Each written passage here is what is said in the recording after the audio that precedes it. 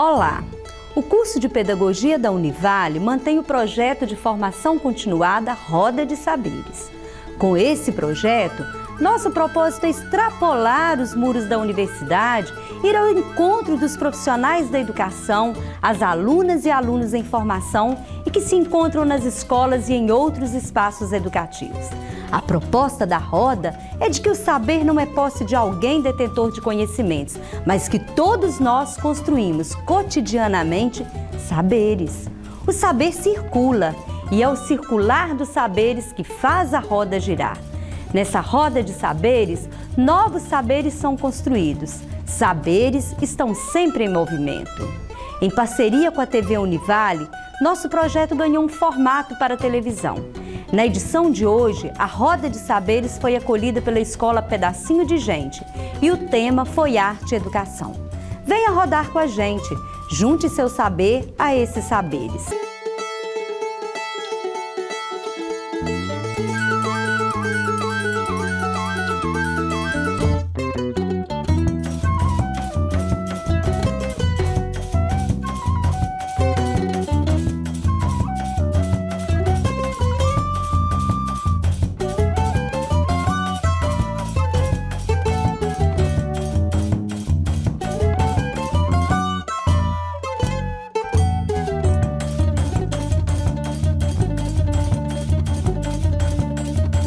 A primeira pergunta que eu gostaria de lançar, que eu vou lançar, né, ao grupo, para a gente discutir um pouquinho, é o que é arte.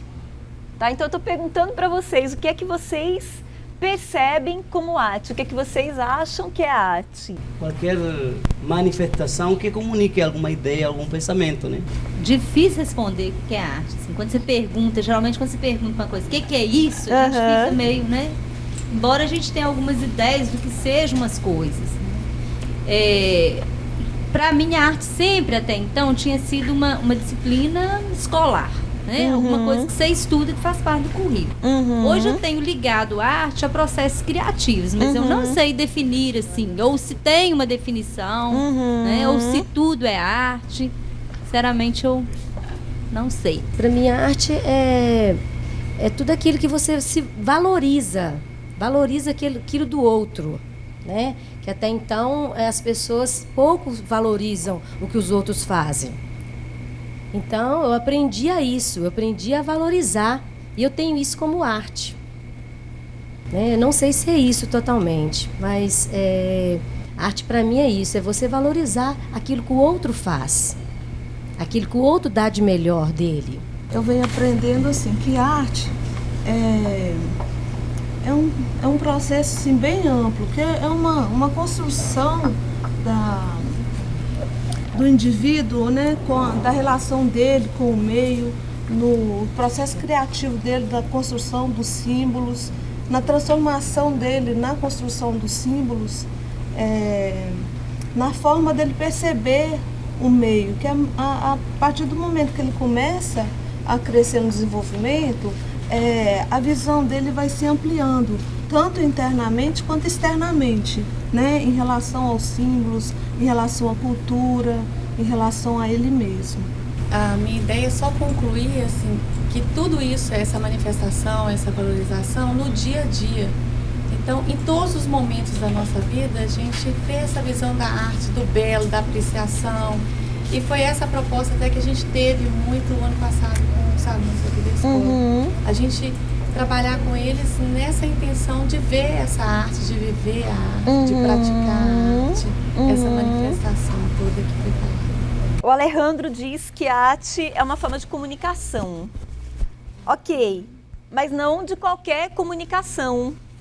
Tá? Tem muita comunicação que se distancia do fazer artístico. Então, realmente, a arte é uma forma de expressão. A Adriana diz que a arte engloba processos criativos. Tá? Então, uma forma de expressão que engloba processos criativos, né? E não qualquer forma de expressão. E a arte é construção. Tá? Então, a arte é expressão e a arte é construção. Não tem arte sem o construto, sem o objeto. Eu penso que isso é importante para a gente, porque quando a gente fala em arte e educação, fica muito abstrato. Mas com o que é que eu lido quando eu lido com arte? tá? Eu lido com um elemento concreto, que é o fazer, tá? Que é fazer surgir o novo, tá? Aí eu vou jogar outra pergunta para o grupo. O que é que torna a arte arte? Tá? Se não é qualquer comunicação, né, que vai dar à luz à arte, por assim dizer, então o que é que torna a arte arte? O que é que torna um quadro de fato obra de arte? O que é que torna o desenho da criança arte? Eu penso que o que faz a arte, né, ser arte, é a criação, é exteriorizar o que está dentro, né? É você aplicar que você é por dentro, assim, sem barreiras.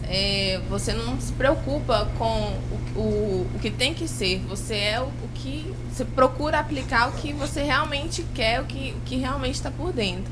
Aí se torna arte. A arte, ela passa tanto pela expressão individual como pela expressão do grupo. Por quê? Porque a minha construção simbólica se dá na relação com o grupo. Então, mesmo quando a arte é a expressão de um único artista, expressa também valores, conceitos do grupo, tá? Então, a arte é sempre expressão singular, né, subjetiva, e expressão cultural. Eu acho que a arte é somente inerente ao autor, né? A originalidade está no autor, né? E a Passa arte, pela questão da subjetividade. e a criação é dele. Agora, quando você fala, quando começa a ver as diferenças, é porque quem tá olhando a obra, ele viaja e interpreta de várias maneiras. Né? Olha então, que assim, legal. na hora que você falou o barco em cima do monte, Aham. eu imagino assim, quando Noé, né? Aí no dilúvio, ele foi poupado e a arca ficou em cima. Então, quer dizer, para quem viu alguma coisa, aí você vai lembrar disso. Então, eu acho que quem olha viaja. Né? E a originalidade é do autor, que tem a criação, né? E ele que entende mais a sua obra. Às vezes a pessoa aprende a tocar piano, por exemplo. Aí ele domina a técnica, mas a técnica é um primórdio do que poderia vir a ser arte. Então, necessariamente, para que a gente possa estar construindo arte, se eu posso falar, a gente tem que estar viabilizando para nossos objetivos de ensino-aprendizado, ou seja, o menino, a criançada, oportunidade dele conhecer e aprimorar técnicas, né? Porque quando se fala de originalidade, que é uma coisa assim que me chamou a atenção na tua postura, é o seguinte, assim, às vezes alguém vai e copia um quadro famoso. Ele tem técnica, sabe usar os elementos para poder fazer de uma tela uma cópia daquela, tem um valor, mas está carecendo disso. Agora, aonde eu quero chegar é assim, que muitas vezes a gente está preocupado com a questão de fama ligado à arte. Isso. E para mim, ou seja, a minha questão é assim, a arte está nas coisas simples, desde que ela esteja manando de você para os outros, tendo essa oportunidade de poder estabelecer uma ponte que comunique alguma ideia, algum pensamento, algum sentimento. Né? Então, mas essa originalidade, que é quando você... Eu não quis responder a sua segunda pergunta, porque estava pensando o que realmente poderia tornar arte a arte mesmo, né? E ainda estou pensando nisso.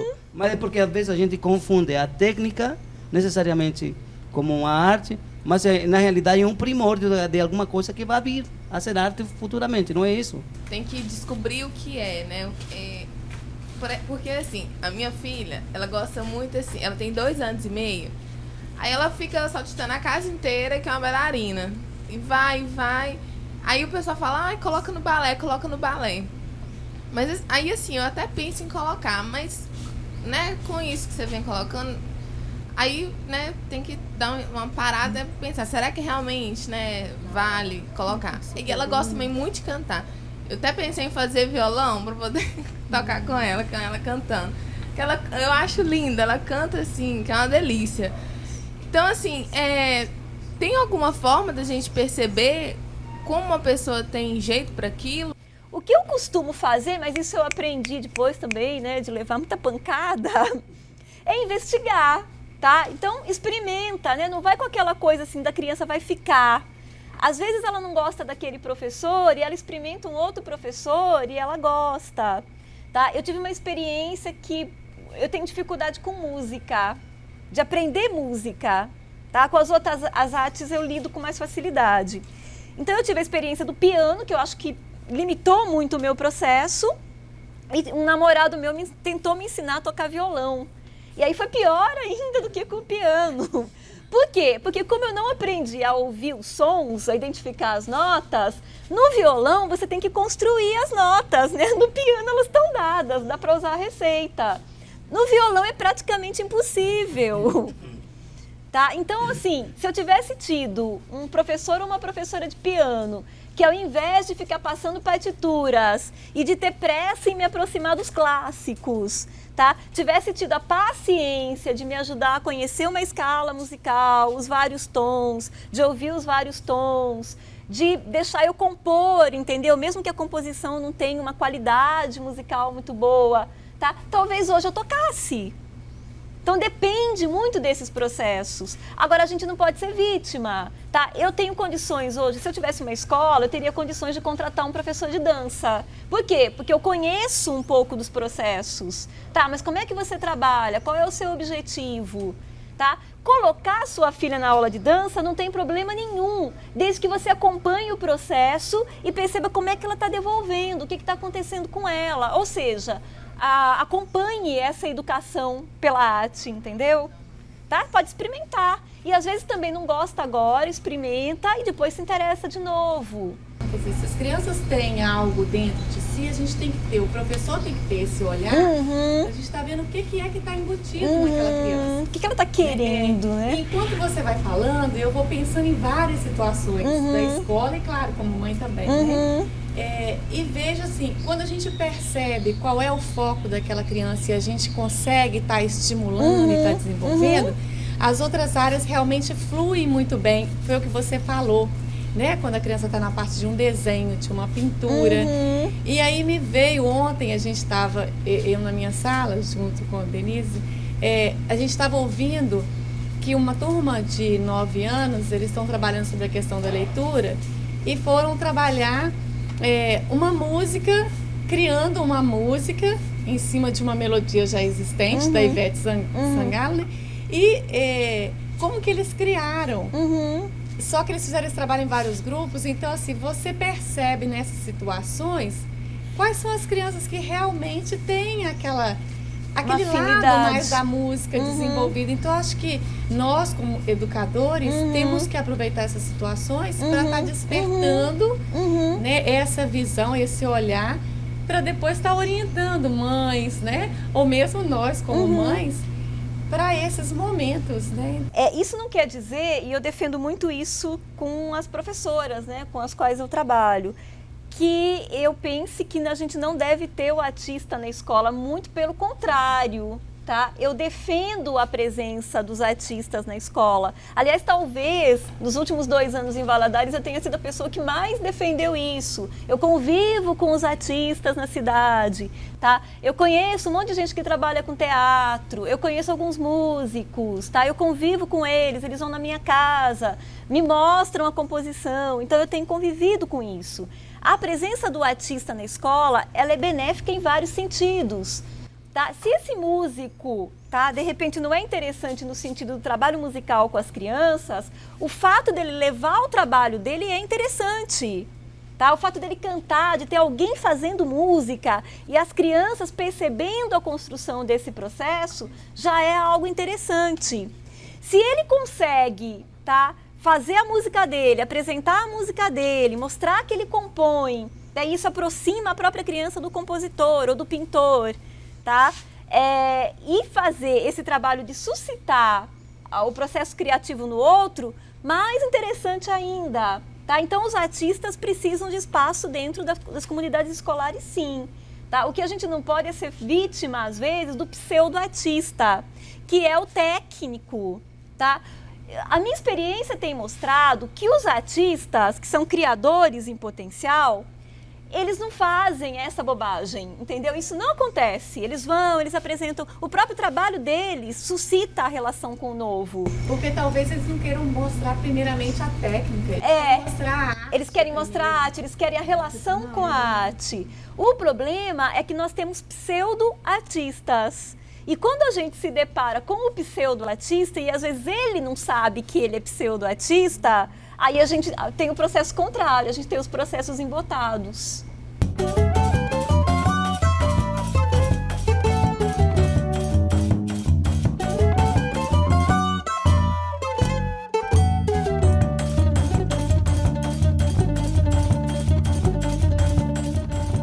Eu tenho uma filha, hoje ela está com 10 anos, e ela é uma criança assim que ela tem mais dificuldade de se expressar. O meu filho já de 9 já tem mais facilidade, né? Então, é coisa dela mesmo, é inato, né? Então, assim, no caso, ela desde pequenininha eu percebia que ela tinha a vontade de dançar, a dança. Mas ela não sabia ao certo o que ela queria, ela ainda estava indecisa, né? E ficava entre balé e jazz e aquela coisa toda, mas eu percebia que ela gostava muito do jazz, como a mãe, como a Érica, percebeu o balé. Mas quando ela estava na primeira série, ela teve a oportunidade, eu perguntei, falei, você quer realmente fazer essa dança? Ai, mamãe, eu não sei, ficou naquela indecisão.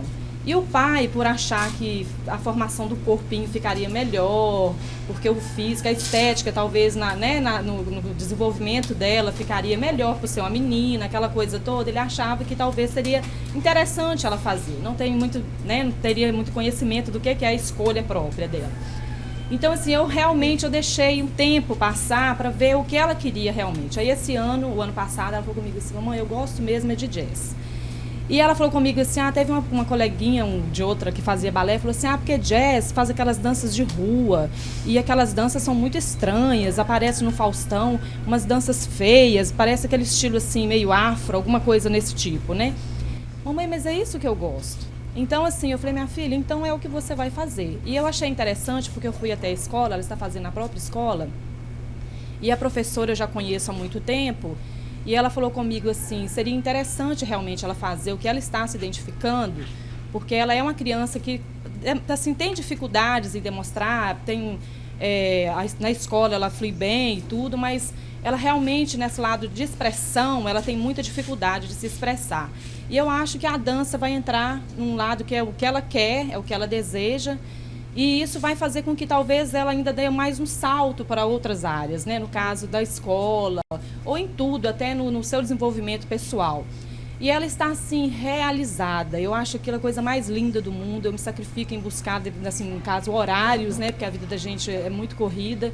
E realmente é a identificação dela. Então eu falei com ela, não se deixe levar porque você ouviu, porque no fundo a coleguinha queria a presença dela no balé, né?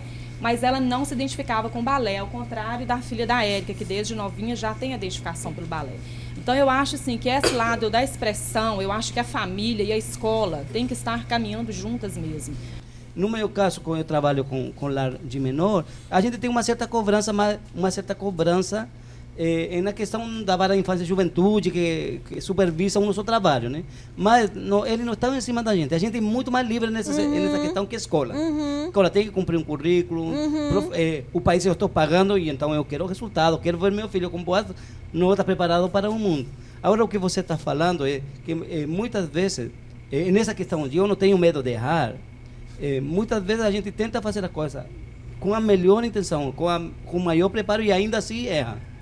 E como a gente vai lidar?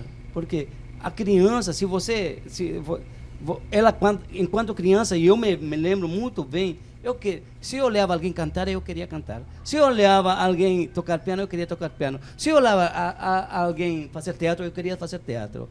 Aqui, tem menino que com 9 anos tem uma agenda cheia. Sai da capoeira, vá para uma dança, vá para uma aula de inglês, vá para uma aula de espanhol, e uma agenda já é mais complicada que a da gente. Então, aonde eu quero chegar é o seguinte, assim, quando depender de nós como pais e de nós como educadores, a gente tem que abrir o leque de oportunidade para o menino se identificar com aquilo, e a gente tem que estar de olho, né, vendo, não, Ernesto não está dando. Só que eu tenho, assim, uma experiência quando eu comecei a aprender piano, foi no seminário, aí 25 anos. Toda a minha vida aqui eu nunca tive condições, mas aí 25 anos aí eu tive, era uma matéria letiva. Aí comecei a aprender piano e juntamente com esse piano tomei uma outra aula com a mesma professora de canto. Aí a professora me falou: Alejandro, procura outro instrumento. Eu falei, a minha motivação para eu estar na sua aula de piano, eu não quero ser um concertista, eu quero tocar a música que eu gosto de cantar. Entende? Então tem uma parte que às vezes você não pretende chegar até lá, que é o meu caso. E eu, sem ânimo de, assim, sem me ofender, nem ofender, eu me considero, nessa questão de música, um pseudo... Porque como se um pseudo-artista. Eu sei a técnica, toco, eu não consigo tirar nada de ouvido se não tem partitura, não toco. Eu decoro, depois não dependo, mas eu pego a música, decoro a partitura e toco. E sou feliz. Isso, e tem direito a isso. E sou feliz. Agora, então, com minha presença, o que você falou, eu estou cantando, toco uma música, vou embora, daí eu estou escutando, alguém está tocando minha música. Os meninos que estão perto começam a reproduzir como você está falando. Mas às vezes falta a presença de alguém que faça alguma coisa que estimule, que faça a criança reagir, para a criança se encontrar com sua vocação, com seus dons. Com ela própria. Então, é uma questão com assim, eu já tenho experimentado isso no meu trabalho aí na Somiel, tem sido muito rico, porque eu vejo um menino com maiores condições que eu, e eu fico feliz porque, graças a Deus, a gente está dando condições de eles estudarem, os que têm realmente interesse. Mas eu te queria comentar isso porque às vezes a gente tem medo de errar. E eu acho que quando a gente está com medo de errar e quer fazer acertar, a gente se deixa muito amarrado e impede que a coisa flua naturalmente. E um questionamento, será um questionamento. Quando você fala tendência à universalidade, eu fico um pouco preocupado, porque quando a gente abordou uma matéria na antropologia, um professor falou para a gente, assim, ficou muito gravado para mim. Em algumas culturas, quando alguém quer falar de futuro, fala para frente. Para se referir ao passado, mostra para trás. Aí, e para o presente, agora, mas em outras culturas, você quer falar do futuro, ele aponta para trás.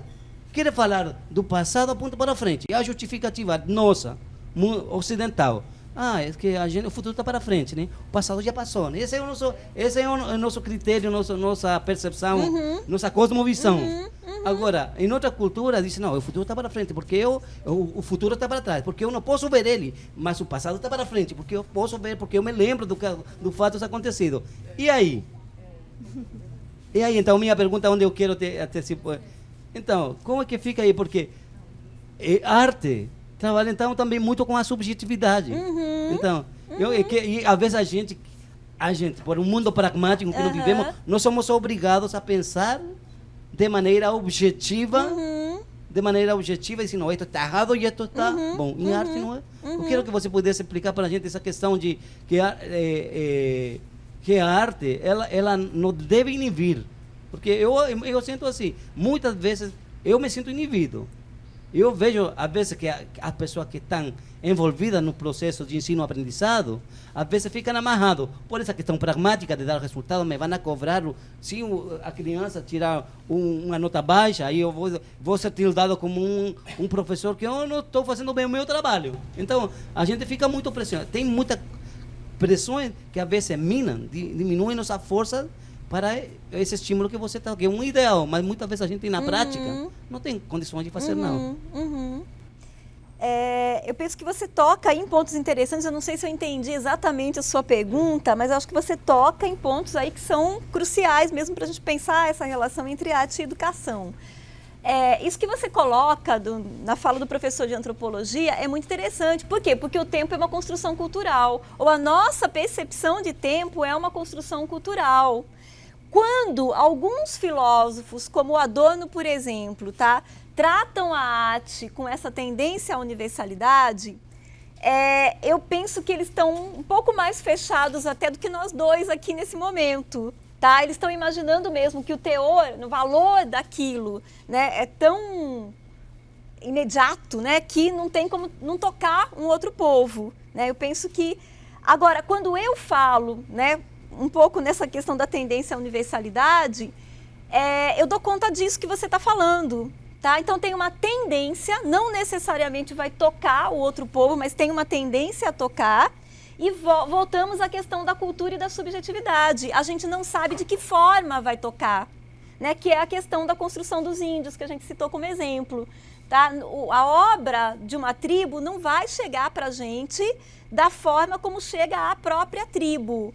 Né? E eu acredito, acho que ele pode dizer também melhor do que eu, que não chega também entre as próprias tribos indígenas. Percebe? Uma obra de uma tribo indígena vai chegar de uma forma completamente diferente para outra tribo indígena. Não precisa ser na nossa cultura, na nossa forma de fazer. Tá? Então, eu penso que existe uma tendência, tá? Não existe uma garantia de que aquele povo vai acolher aquela obra como arte. A garantia não existe. Aliás, você tem falado muito bem, não existe garantia nenhuma em arte. Tá? E uma outra coisa que eu acho que é muito legal e que você fala, é essa questão que você chama de erro, que eu não vejo exatamente como erro, mas vou usar o termo que você usou, porque acho que você foi claro, você foi didática, a sua fala foi muito boa. Como eu convivo muito com os artistas e convivo muito com acadêmicos também, tá? Eu percebo muita diferença. O acadêmico tem muito medo de errar, tá? O acadêmico tem muita necessidade de acertar. O acadêmico tem essa herança, né, da ciência das luzes, que a coisa tem que dar certo. Então, a aula tem que funcionar. Os alunos têm que responder mais ou menos da forma como eu imaginei. O artista, ele não funciona dessa forma. Tá? A psique dele, a elaboração dele não se dá dessa forma. Por quê? Porque tem um pressuposto lúdico que é anterior a isso. E aí acho que os artistas aqui presentes podem falar junto comigo. As pessoas que experimentam, tá? Não é o grande artista, tá? Que até vocês dois podem ser, não estou falando que não são, não. Tá? Mas essa questão da experiência lúdica, ela se sobrepõe ao resultado imediato, ao resultado que é a própria obra. Tá? Então a gente vai construindo a obra e aí assim, eu pinto algumas coisas assim para experimentar, às vezes eu imagino uma coisa e sai outra completamente diferente. Então a gente não tem realmente esse temor da diferença, tá, no objetivo que a academia ensina, que é um dos meus grandes problemas em sala de aula. Os alunos querem que eu tenha objetivo direto. Então eu vou dar aula de filosofia da educação, né? Sou professora de filosofia da educação também. Eles esperam sair com o conteúdo digerido. Aí eles começam a falar assim para mim, não, Lígia, quando você fala, eu até entendo o que você está falando, mas quando eu estou ali no corredor eu não lembro de mais nada, parece que misturou tudo. Me chama a atenção dessa parte da subjetividade, que eu acho importantíssima, não só na arte, como na vida. Né? Então eu penso assim, por que o aluno não lembra? Porque não sabe construir essa subjetividade da qual você falou. Então tá muito.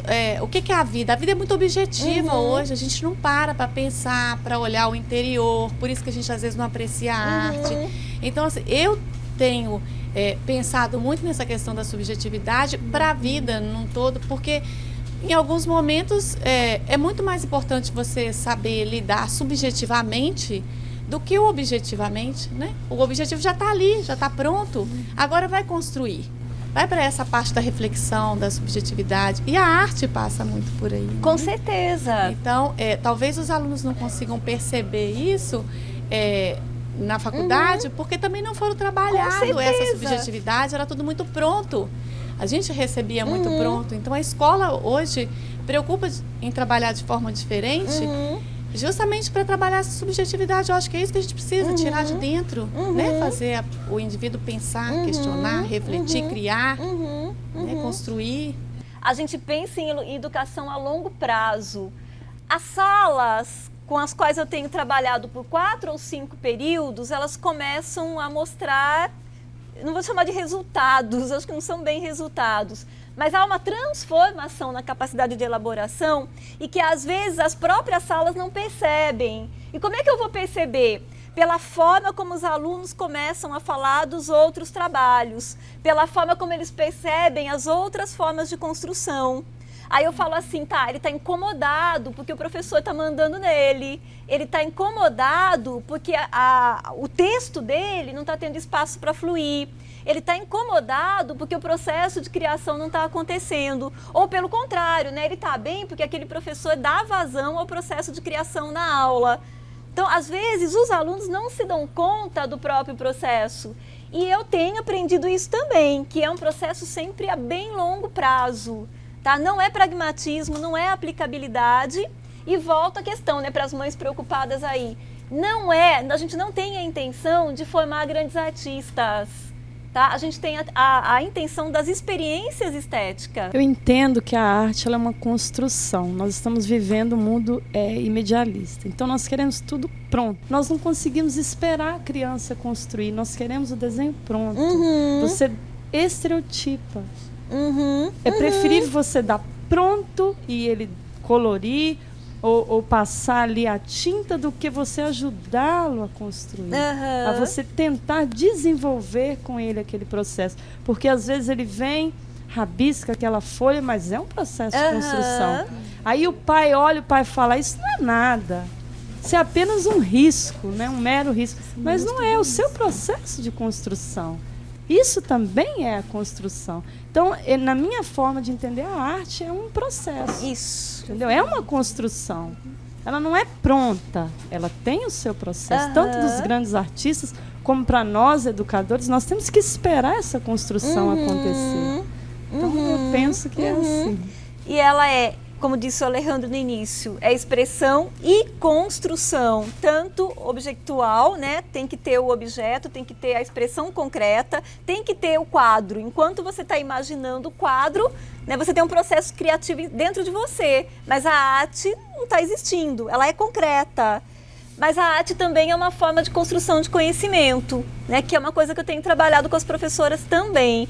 Então, a ciência é uma forma de construção de conhecimento, a filosofia é uma forma de construção de conhecimento, a arte é uma forma de construção de conhecimento, e aí vou chutar o balde, né? A religião é uma forma de construção de conhecimento. Ainda falando assim dos estereótipos e desses modelos de universalização, eu fico impressionada assim, o quanto a escola instrumentaliza a arte e os materiais, né? Assim, tudo aquilo que poderia ser usado para a fruição, o tanto que isso é colocado de uma forma tão objetiva, ou para servir a um determinado modelo, ou para servir a uma determinada prática. A um determinado conteúdo, principalmente. Ou um conteúdo. Então, assim, um relato breve, né? Uma professora, uma mãe, né? Incomodada porque a filha, a partir de alguns dias, tomou trauma da escola, né? Não queria mais ir para a escola e tudo. Então ela começou a pesquisar o que é que tinha acontecido.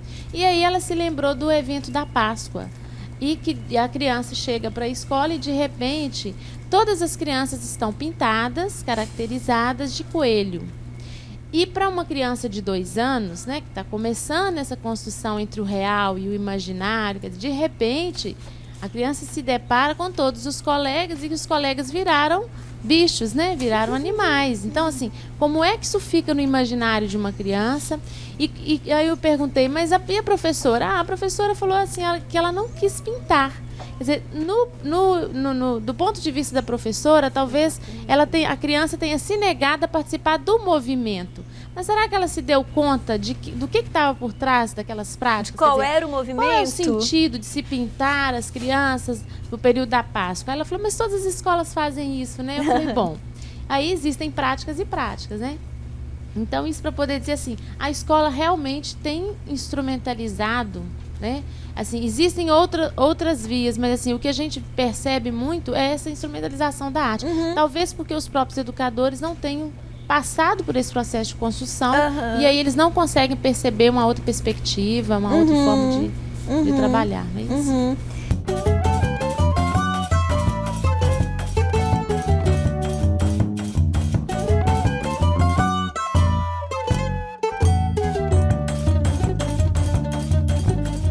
Quando a gente defende esse entrelaçamento entre arte e educação, quando a gente diz que a arte educa, que a relação com a arte educa, a gente está indo para além dos processos de instrumentalização que se fortaleceram nos anos 80. Tá? Na verdade, a gente tem um pseudo-construtivismo nos anos 80 e que nós estamos impregnados dele até hoje, tá? E a gente enganava a criança, né? A gente falava para a criança, mentia para ela que ela estava construindo conhecimento, mas na verdade a gente usava a arte, a brincadeira para ensinar para ela aquilo que a gente queria ensinar para ela. Então a gente vive essa herança.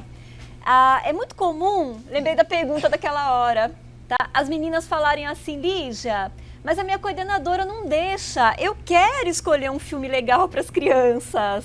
Tá, eu estou entendendo o que você está falando, que assistir um filme com arte e tal, com características de fato de arte, é interessante e a criança está sendo educada. Eu estou entendendo o que você está falando, mas a minha coordenadora não entende. Tá? E eu penso que é importante a gente trabalhar isso com as professoras, com as coordenadoras.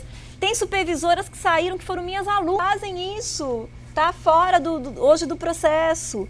Então, para mim, isso é constrangedor, porque parece que eu dei o aval para aquilo e eu não dei. Tá? Como é que a arte educa? Aliás, essa era uma outra pergunta aqui, né? Como é que a arte educa? A relação com a arte educa? Tá? Quando eu assisto um filme, nós passamos o Carteiro e o Poeta na semana passada para os grupos de pós-graduação. Quando as pessoas interagem com um filme como esse, não tem como elas saírem dessa relação com o filme da mesma forma que elas entraram. Então, é assim que a arte educa. Tá? Quando eu vou para o cinema e assisto um filme como esse, não tem como a minha percepção do mundo não sair transformada. Tá? É esse tipo de educação que é suscitada pela arte. Tá? Pela relação com a obra-prima, né? Com a obra de arte. E tem o outro lado, que é a expressão da criança artista, do aluno artista também. Tá? Mas o fato é que a arte educa provocando transformações de percepção. Tá? Grosso modo, né? Para a gente ser didático aqui, é assim que a arte educa. Então, levar vários estilos, vários ritmos, vários compositores para a criança... possibilita que ela possa construir o gosto dela. Tá? Que tipo de música eu gosto? Por que eu gosto? Qual é a minha escolha? E de repente a Xuxa ou esses grupos, né, o Tchan, eles já não são mais tão interessantes como antes. Pode ter exceções? Pode ter uma criança ou outra que não participa do processo dessa forma, isso é esperado. Tá? Mas todos os grupos acabam percebendo. Por quê? Porque o teor musical é diferente, a qualidade musical é outra. E aí, a dificuldade que a Xuxa tem para cantar, ela vai se tornando assim uma coisa que me incomoda. Né? O fato dela desafinar e ela desafina, incomoda. Tá? O fato, né, daquele ritmo não mexer tanto comigo é desprazeroso. Então ela vai construindo senso estético. Tá? De que forma ela vai levar esse senso estético para a vida? Tá? A gente não tem como dar conta disso. Né? Ela vai levar para outros espaços, ela vai levar para os textos que ela vai construir, ela vai levar para o pensamento lógico dela, porque a arte não é só expressão de sentimento. Tá? A arte é pensamento também, é expressão corporal. Ninguém desenha sem corpo, ninguém pensa sem corpo, ninguém sente sem corpo. Então, para desenhar, eu tenho que pensar e sentir corporalmente. Tá? Eu posso desenhar com a mão, com o pé, com a boca, mas é uma expressão corporal. Na dança ou no teatro é fácil de perceber que é uma expressão corporal. Tá? Mas na pintura, no desenho, as pessoas ficam achando que é uma atividade intelectualizada ou é a expressão do sentimento, né, do pintor. É tudo isso, mas é mais do que isso. Se você não pensar, não sai obra nenhuma. Tá? Você tem que pensar que tintas eu vou usar, que combinação eu estou fazendo, tá? Qual é o contexto, né? Que ideia eu estou depositando nesse quadro, mesmo que essa ideia não chegue para quem for interagir com o quadro da mesma forma, não vai chegar. Pela questão da subjetividade, é outra pessoa. Eu sinto que os pais, eles têm o papel mais importante, para mim, em primeiro lugar, de estar observando esse processo de construção de desenvolvimento do filho. Então, quando eu vou procurar, assim, quando eu vou pensar, refletir a respeito de educação, qual o tipo de educação que eu quero para o meu filho? Né? Assim, onde que eu vou sentir que ele vai ter prazer em estar aprendendo, que isso vai assim dar um crescimento saudável para ele, onde ele vai assim estar brincando de aprender. Então eu começo a fazer uma pesquisa de lugares onde eu percebo que lá eles estão podendo ter acesso a esse tipo de educação.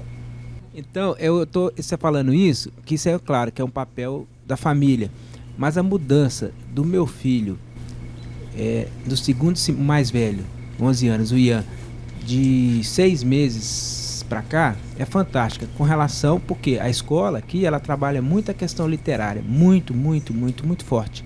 E também a arte, né? Se vocês pudessem vir nas feiras aqui, vocês vão ver a riqueza. Então é muito forte isso, todo ano tem um tema.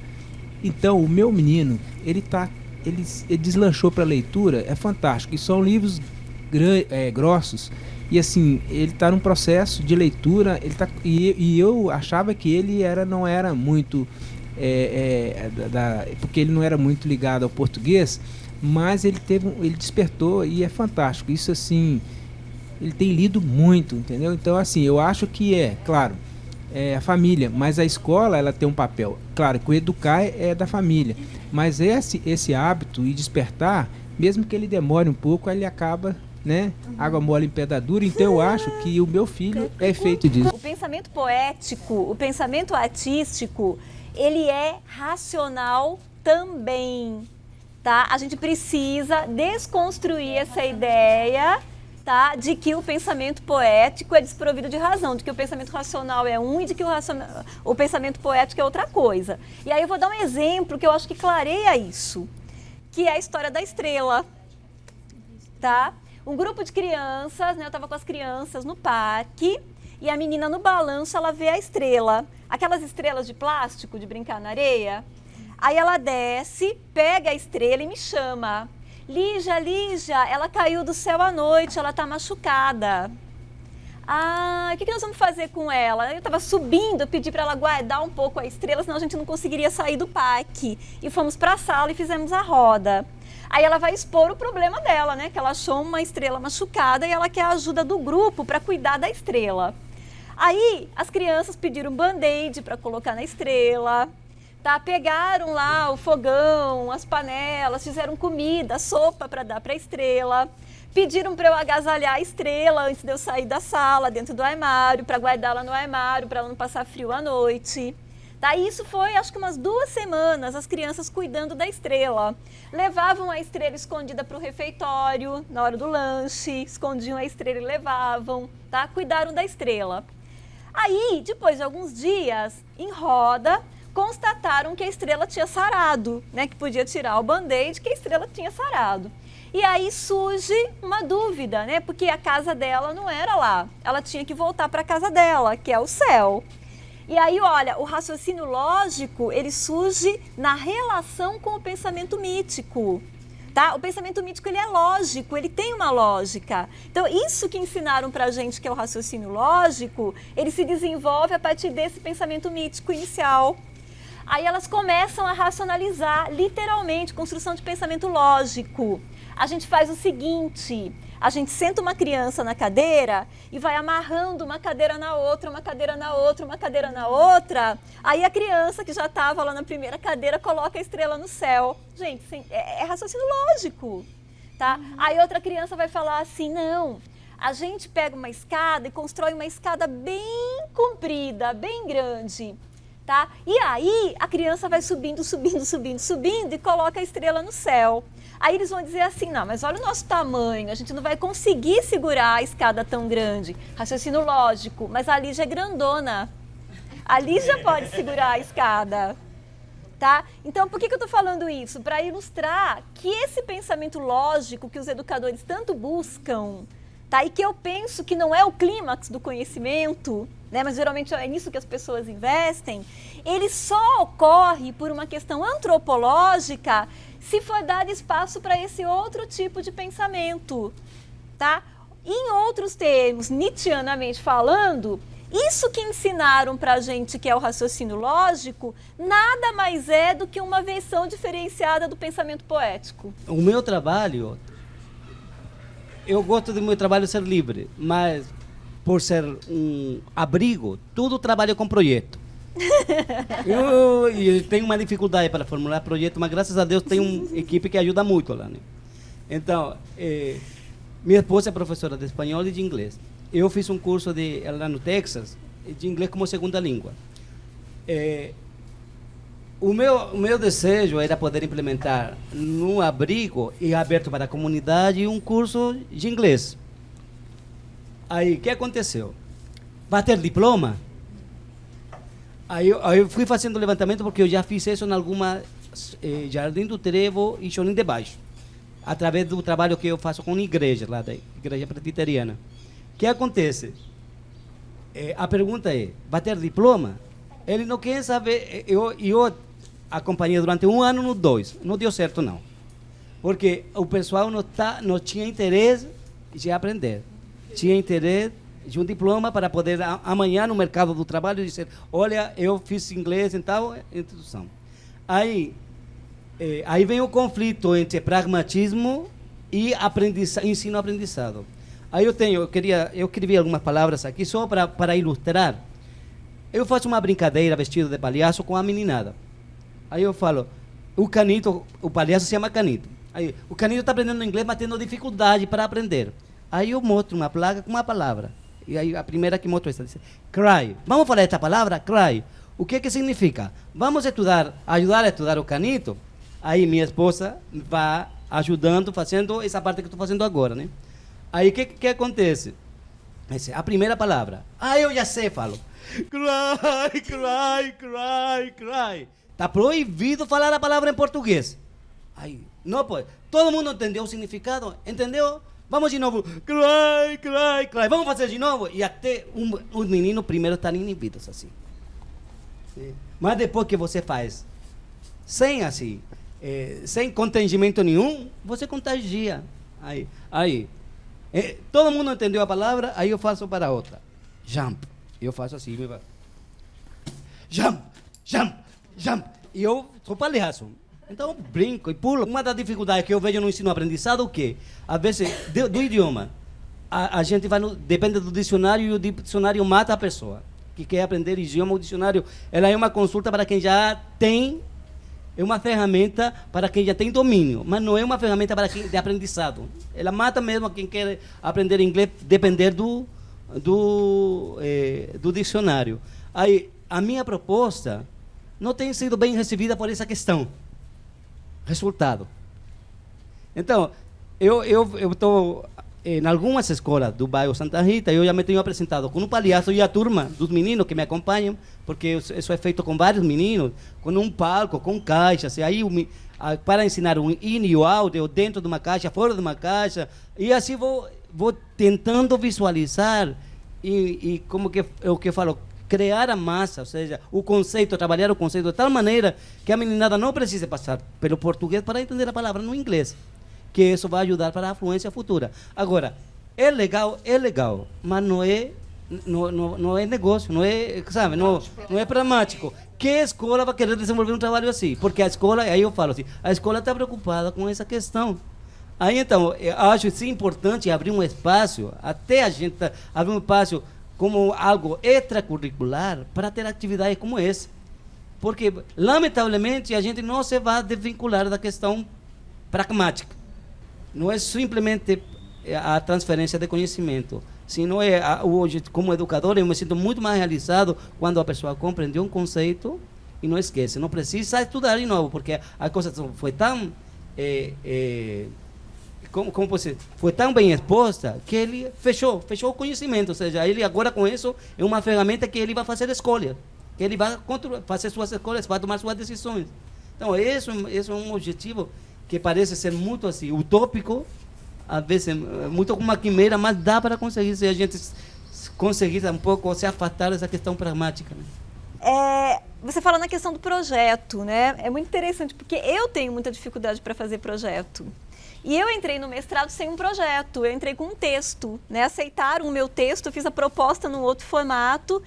Então, a gente volta à questão da forma de expressão, né? Dificilmente o artista quer se expressar tá? Da forma como a academia nos ensinou que a gente tem que se expressar. Porque tem uma receita, tá? Então, dificilmente a gente não quebra isso. Os artistas estão sendo aceitos pela academia, né? Tem um movimento, eu vejo que na própria Unimap, onde eu estudei, várias pessoas passaram depois de mim.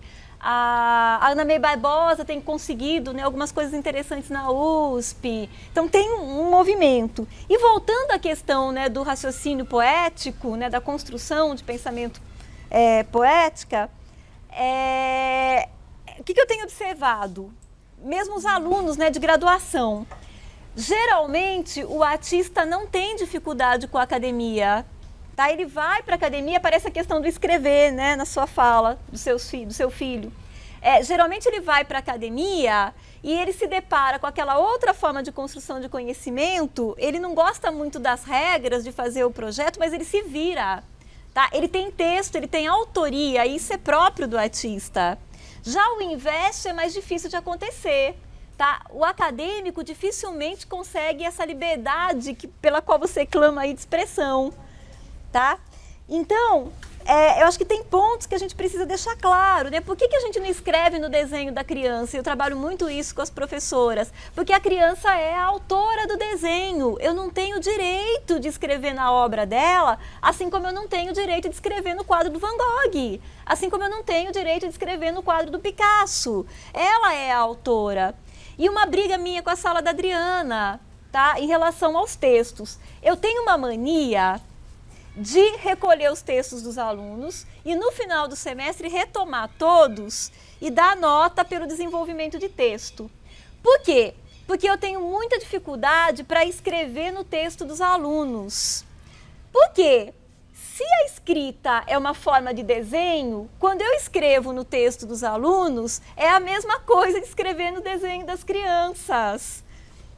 Tá? Então eu tenho muita dificuldade de fazer essa intervenção direta e eu fico provocando. Não, desenvolve, pega a citação e desenvolve, vamos fazer de novo. Por quê? Porque eu peguei o texto, eu li, eu percebi o que está acontecendo, onde é que estão as dificuldades ou certas dificuldades, tá? Mas eu fico tentando provocar o outro para que ele próprio perceba. E aí que eu quero chegar, tá? Na fala do Alejandro, quando ele fala do palhaço Canito. Tá? O que é interessante? Bate na questão que a Flávia levantou da instrumentalização. E aí, por experiência na relação com artistas, e eu penso que é o seu caso, eu vou dizer que você consegue fazer esse trabalho. Tá? Toda regra tem uma exceção. A instrumentalização não é interessante, tá? No comum, mas quando o artista faz, tá? Isso pode ter uma exceção, isso pode se tornar interessante. Por quê? Porque ele de fato constrói o palhaço.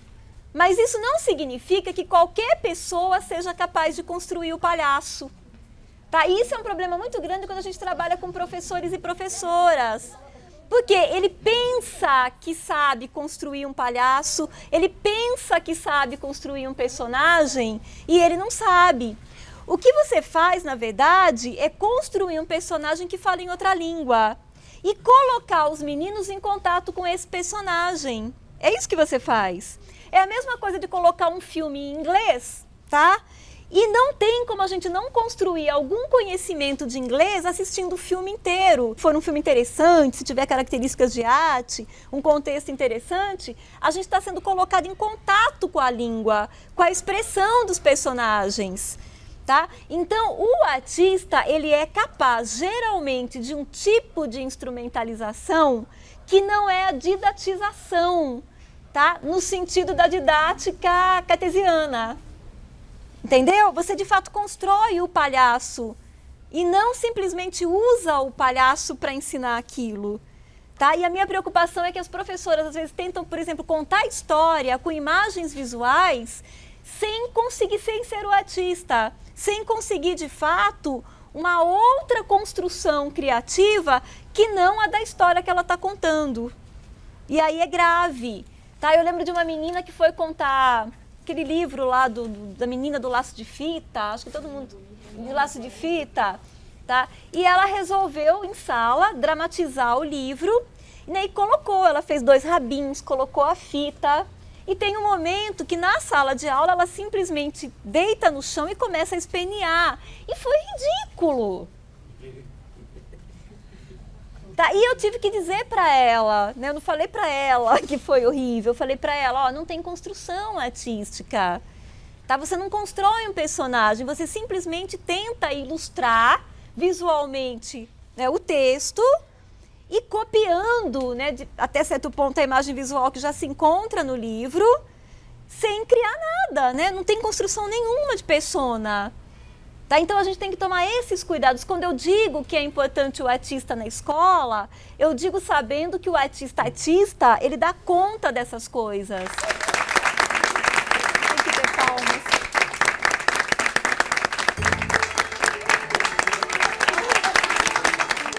Se você quiser fazer alguma sugestão ou crítica a essa edição do Roda de Saberes, envie seu e-mail para pedagogia@univale.br ou lade@univale.br. Você também pode assistir ao programa no site da TV Univale, www.tv.univale.br.